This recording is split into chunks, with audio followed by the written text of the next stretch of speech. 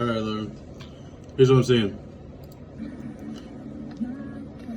It's all very one speed. So, the sweep. So, I mean, like right here, the first thing I noticed right away was you're very light on that left foot. Probably get more weight earlier. Because, like, if you look at your center of gravity, it's kind of right here. And we need to start shifting that here earlier. Because, see, like, your left hip, it just shoots back. And then you're very high on this foot. So just try to shift this way and then keep your hips forward. Kind of like what we practice in hammer. Hips forward the whole time. So push the hips forward, push the hips out instead of back. And then see right here, your sweep leg. Get that hip up. So it's not just getting the foot out, but it's getting the knee higher, getting that hip higher. And then just getting your chest a little bit more open. But see, this position, you're very tall. And it's pretty much all of them that look like this, is you can get a lot more bend in the knee. You're wrapped well. Let me slow this down.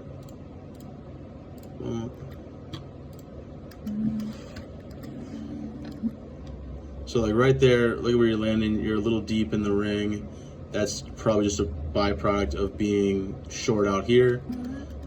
And then you kind of see it, your head's peaking. That's why you were blocked off all day, just because your head was peaking, your arm was starting to go before your left foot came down. So remember, just work on keeping that arm back, keeping that head back. If you keep your arm back and keep your head back, it'll all feel better. But if your head peaks, then your arm's gonna peak. And then that's also going to cause you to not have a lot of pressure, not a lot of push on the ball. It's just not going to feel powerful. I want to watch this one, I think.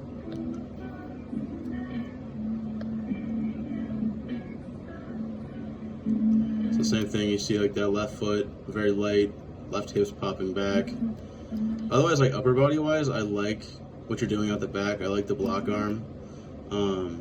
I liked that right leg like whip, but then you just got to be able to keep that knee bent and keep that quad activated the whole time. Otherwise, you end up very tall and then blocked off because of it. I like this chin up, chest up, powerful up top, but then you see that arm going straight up rather than straight out. And I think that's just a jumping lack of balance issue, lack of center of gravity. And then like if you look at Kovacs, which is somebody I think that you should model in terms of like size and stature. I mean, obviously he's a unit, but you guys are similar sizes.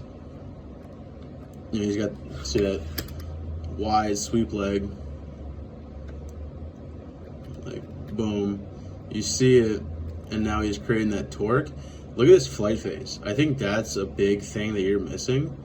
Is at some point you're completely off the ground, where sometimes it looks like you're just walking through the throw, and then because he didn't get into that flight phase, he has that arm locked back really well, because he can land. When I talk about like landing in power, like a lock position, like you can see his block arms there.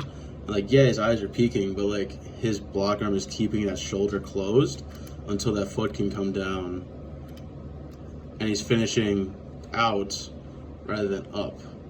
So he's driving, from the elbow this high, where you tend to drive, tricep up and lift, and you just put it up here rather than just pushing it flat.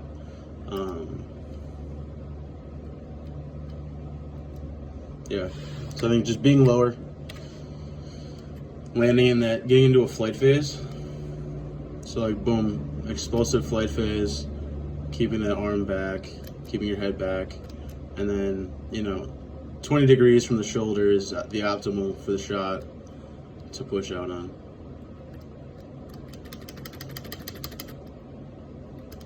23:30, easy money.